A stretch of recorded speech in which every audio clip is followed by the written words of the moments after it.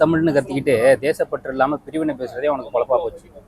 தேசப்பற்றுனா என்னன்னு காமராஜ் பேரன்களுக்கு கற்றுக் கொடுக்குறீங்களாடா? கிருஷ்ணர் குசேலர் நட்பை கேள்விப்பட்டிருக்கீங்க, கர்ணன் துரியோதனன் நட்பை கேள்விப்பட்டிருக்கீங்க. காமராஜர் ஜீவாவோட நட்பு தெரியுமா?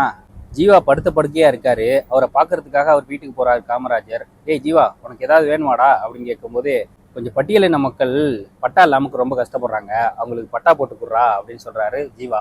உள்ளூர் மாவட்ட செயலாளரை பார்த்து அது என்னன்னு பார்த்து விடுப்பா அப்படின்னு சொல்லிடுறாரு காமராஜர். ஜீவா கேட்ட நிலம் அந்த மாவட்ட செயலாளரால் கொடுக்க முடியல. கோவப்பட்ட ஜீவா, இந்த மாவட்ட செயலாளர் பாக்கெட்ல தான் காமராஜரே உட்கார்ந்துருக்காரு அப்படின்னு கடுசொல் சொல்லிடுறாரு. காமராஜர்கிட்ட செய்தி போது ஜீவாவை போய் நேரில் பார்க்குறாரு காமராஜர்.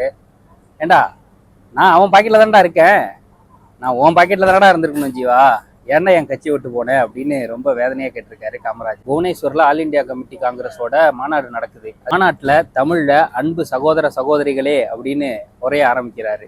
அடி கை தட்டிக்கிட்டே இருக்கானுங்க ஹிந்திக்காரனுங்க.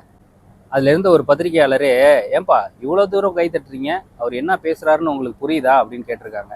அவர் என்ன பேசுறாருன்னு எங்களுக்கு புரியல, ஆனா அவர் எங்களுக்கானவர்னு எங்களுக்கு புரியுது. அப்படியாப்பட்ட தேசியவாதியின் பேரர்கள் நாங்க, எங்களுக்கு தேசப்பற்ற கத்து தர தேவையில்லை. வாழ்க காமராஜ். கமெண்ட்ஸ்ல பெருந்தலைவர் வாழ்கன்னு போடுங்க.